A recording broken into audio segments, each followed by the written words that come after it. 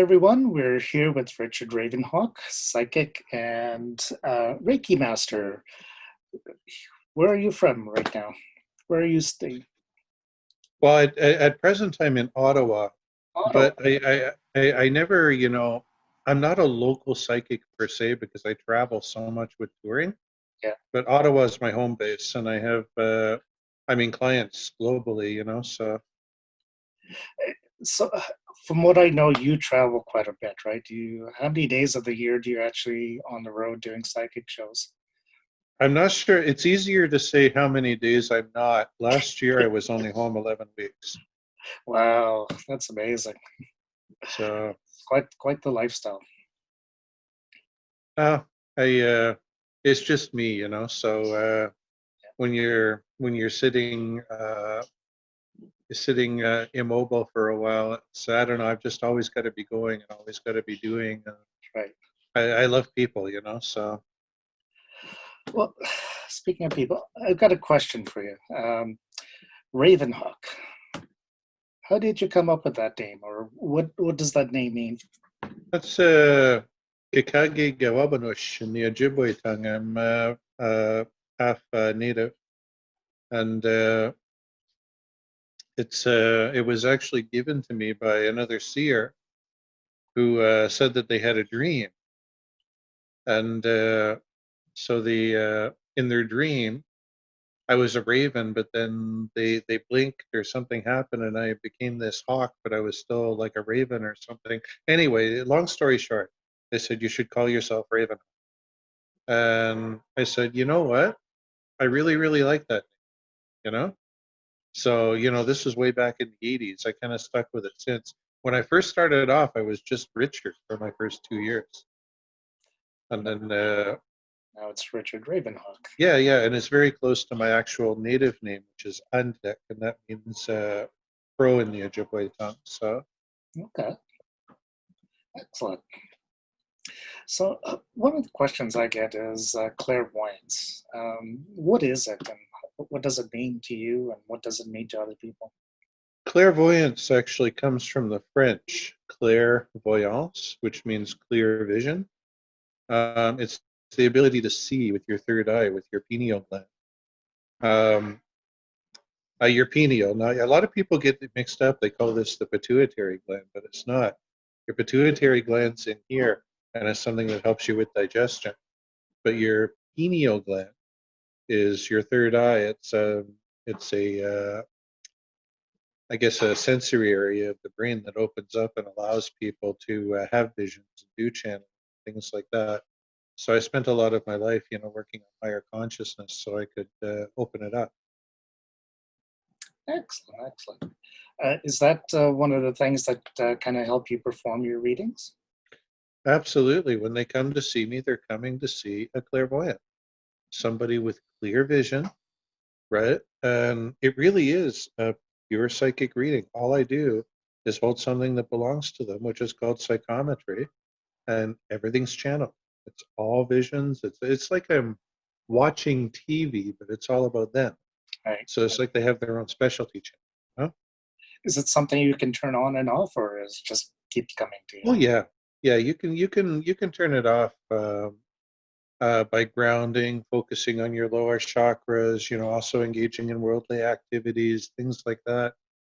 Um, a big mistake a lot of people make when they're getting into this stuff actually is they don't turn it off, and they uh, focus on stimulating their higher chakras even more, and they don't realize that the nature of what they're doing is stimulating those higher chakras anyway, Right. and they forget about the lower chakras. So they end up with higher chakras that are like this and lower chakras that are like peacelets, and they become unbalanced, and before you know it, they're channeling Elvis and talking to dolphins and having sex with aliens and all kinds of shit, because they're unbalanced and they don't know how to, so I like to keep a foot in the real world. When I'm not working, I'm not at work. It's the last thing I think of. I don't even watch TV shows on this stuff, because it keeps me balanced. Yeah. Okay, speaking of sex with aliens, what's one of the strangest encounters you've had with your readings? Nobody could ever beat Captain Kirk with that green check. I'm sorry. But one of the strangest things I've encountered, let me see.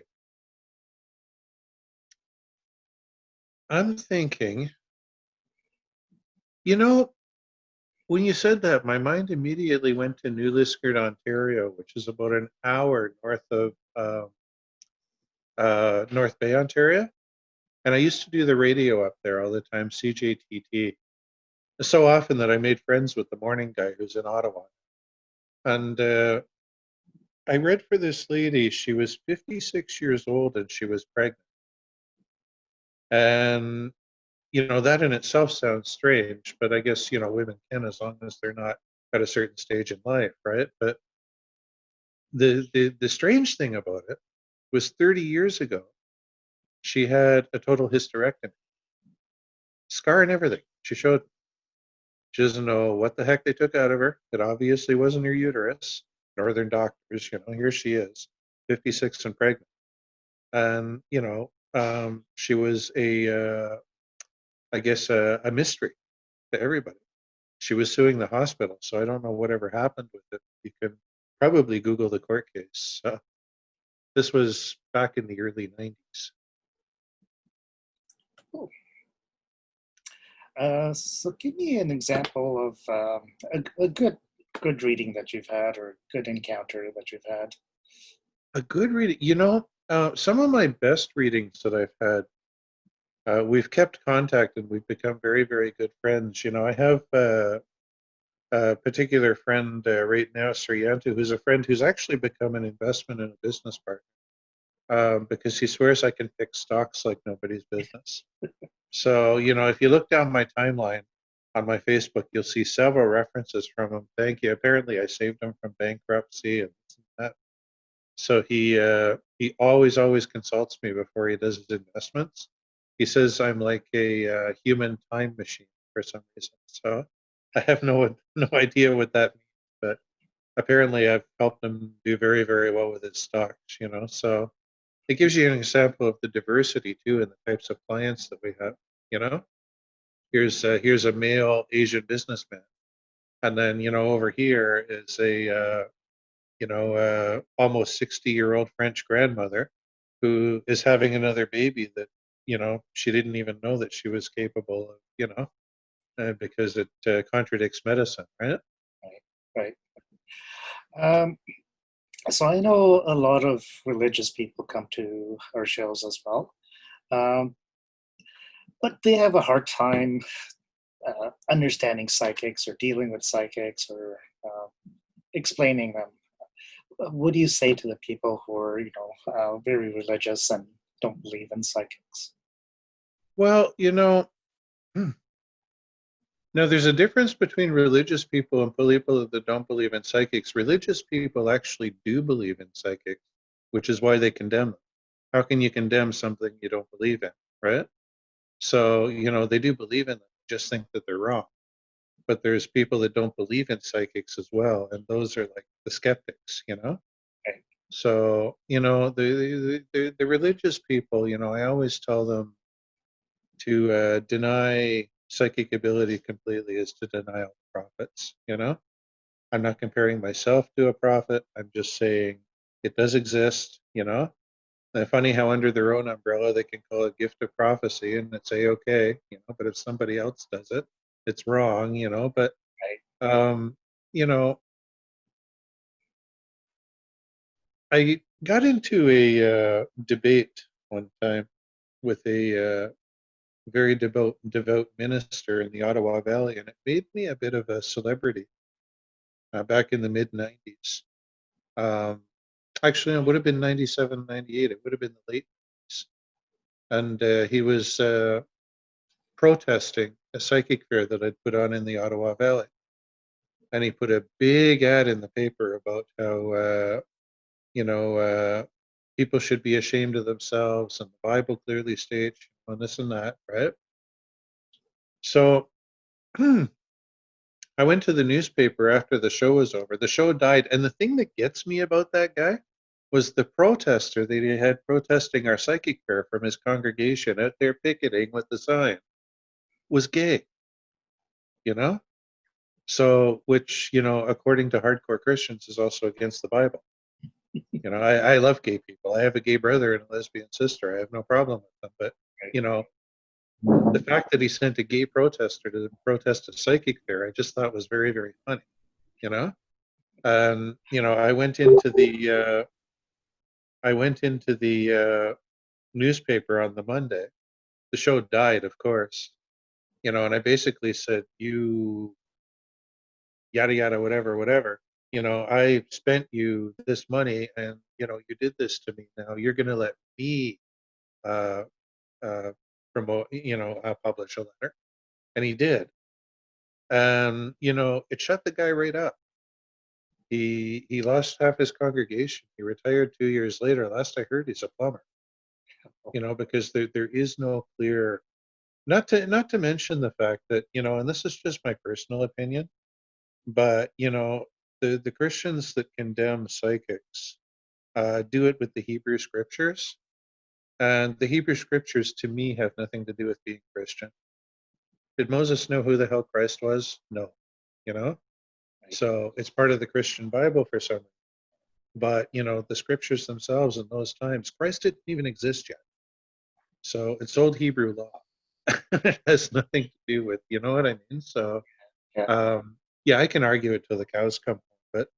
And the people that don't believe in psychics, I always tell them you've got a right to be skeptical, because there are people that give it a bad name.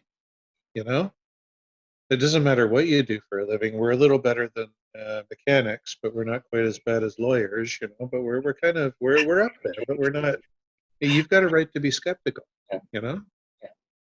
Yeah, I've seen quite a few bad psychics as well that would try and take advantage of people, and I think we've done a pretty good job at the show of kind of weeding those out, and I think we've got a pretty good set of quality readers. And what I always say, if you really don't believe in it that strongly, why are you there? Yeah. Go to the baseball game. Do something. Go shoot some pool. Do something with your money that you're gonna like. Don't come to somewhere that you don't believe in. Right. Just pay all that money to stand there and trash it. I mean, it's. So I think a lot of them really want to believe. They're just looking for something to validate. Yeah. So I got a question. What kind of tools do you use? Like, I've seen some psychics use tarot cards, some use angel cards. I guess there's a couple other different types of cards as well. What kind of tools do you use in your readings? I can use the tarot cards. I actually have my own deck of tarot cards coming out that I'm very excited about. And, I can read with regular playing cards. I can read, with any kind of cards, basically. I can do palmistry. I can do channeling, etc.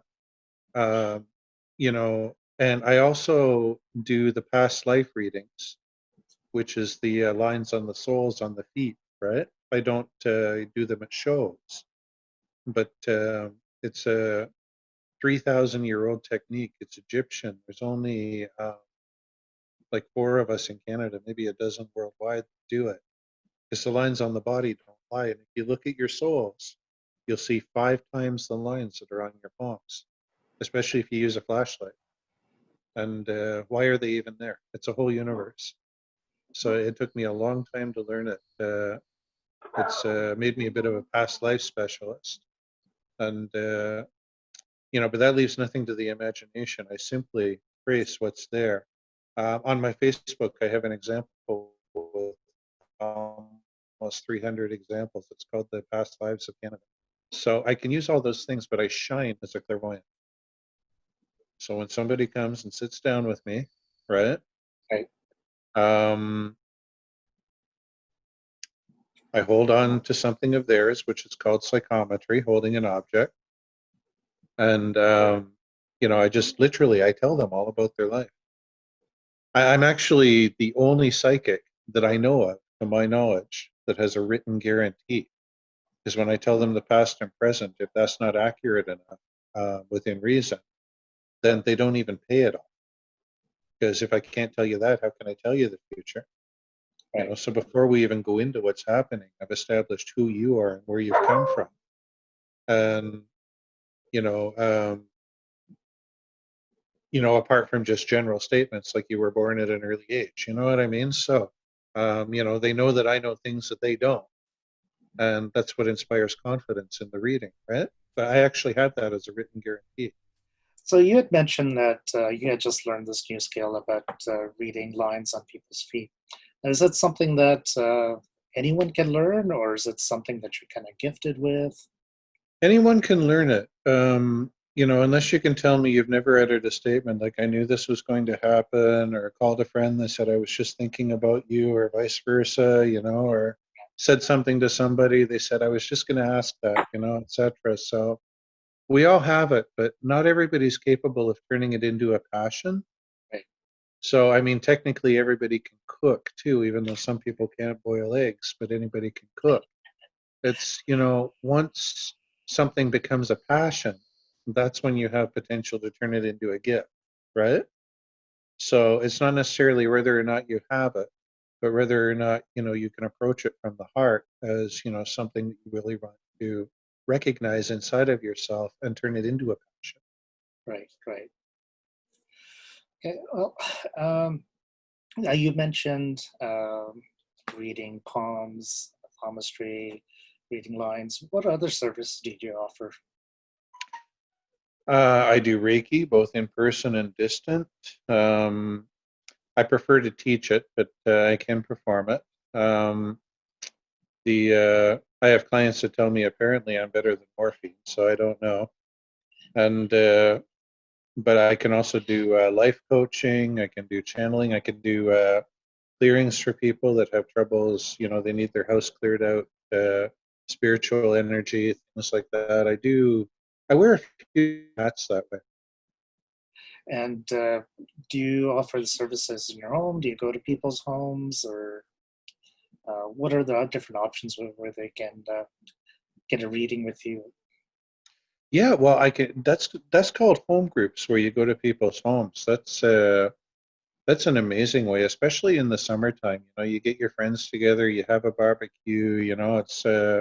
I just need a separate room to take people in one at a time.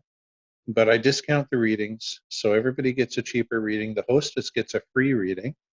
You get to socialize with your friends, family. It's an awesome time, you know, and it's really, really the way to go.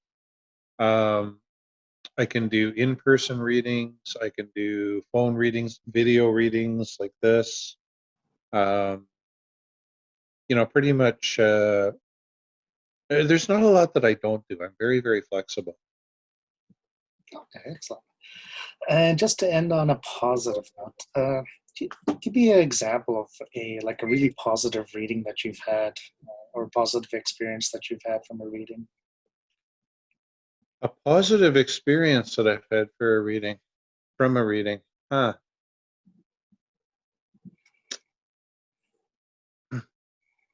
I do. I do free follow-up questions for my clients too, and that's pretty much unlimited. So apart from finally getting rid of the one that wants to call me 12 times a day because I was right with one thing and now they want me to microanalyze their life. um, so apart from a positive experience that way, you know, I'd say probably one of my best positive experiences is oh, that's a very, very good question. Oh, I my client in yeah, her name's Eden. She's in Fort McMurray, Alberta. That's it, but she's from the East Coast. I helped her go from a grade 12 high school kid up to international beauty pageant in about a year and a half, just following my advice. Oh, excellent, And excellent. she was so happy. I have a picture once in a while. I use it for my um, background picture on Facebook. Right. And it's her with all the other contestants lined up, and she's wrote a really nice note. Thank you so much, Richard Ravenhawke. I couldn't have done anything without you. I'm living my dreams, you know? So it's people like that that really make a difference too. I'm sure you've got thousands of stories like that. Mm. But Richard, thank you so much for your time. It's been a pleasure talking to you, and hopefully in the near future we can do it in person. Yeah, I'm looking forward to it. It's something tells me it'll be sooner than we think. Excellent. Thanks.